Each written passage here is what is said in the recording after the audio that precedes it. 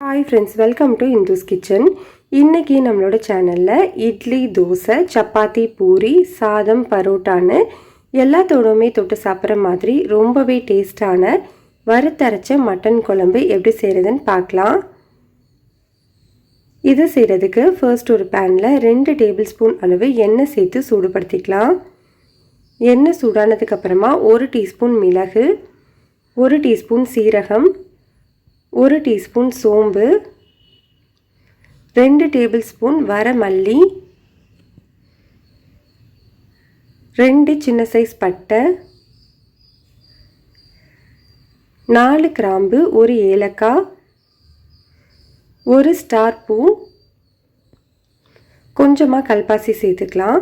ஸ்டவ்வை மீடியம் ஹீட்டில் வச்சுட்டு இது எல்லாத்தையுமே ஒரு 2 நிமிஷத்துக்கு வறுத்து விட்டுக்கலாம்.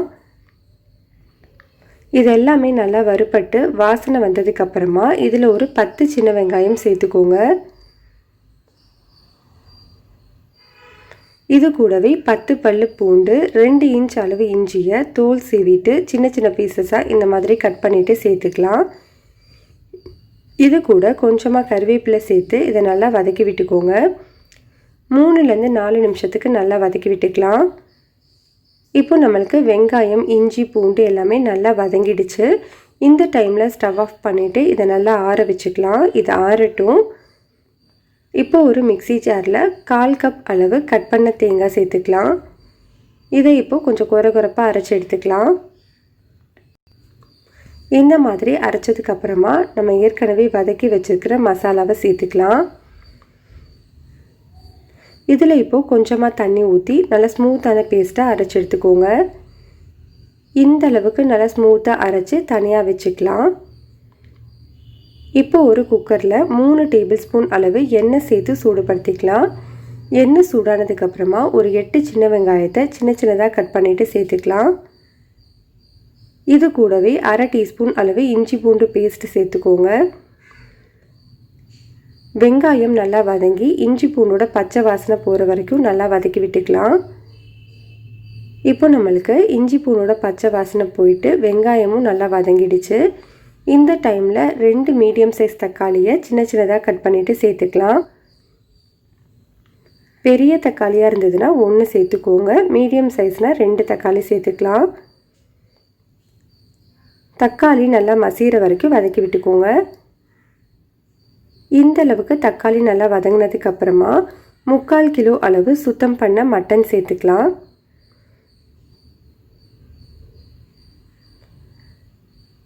குழம்புக்கு தேவையான அளவு உப்பு சேர்த்துக்கோங்க. இப்போ இந்த மட்டனை இதை நல்லா கலந்து விட்டுக்கலாம்.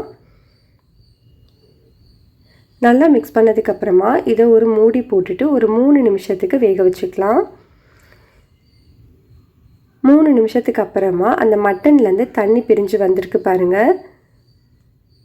இந்த டைமில் இதில் 1/8 டீஸ்பூன் அளவு மஞ்சள் தூள், 2 டேபிள் ஸ்பூன் அளவு வீட்டில் அரைச்ச குழம்பு மிளகாய் தூள் சேர்த்துருக்கேன். உங்ககிட்ட இந்த குழம்பு மிளகாய் தூள் இல்லை அப்படின்னா 1 டீஸ்பூன் அளவு தனி மிளகாய் தூள், 1 டீஸ்பூன் அளவு மல்லித்தூள் சேர்த்துக்கோங்க. இப்போ இதை நல்லா மிக்ஸ் பண்ணி விட்டுக்கலாம். தூளோட பச்சை வாசனை போகிற வரைக்கும் நல்லா வதக்கி விட்டுக்கோங்க. தூளோட பச்சை வாசனை போனதுக்கப்புறமா நம்ம ஏற்கனவே வதக்கி வச்சுருக்குறோம் இல்லையா, வதக்கி அரைச்சி வச்சுருக்கிற மசாலாவை இதில் சேர்த்துக்கலாம்.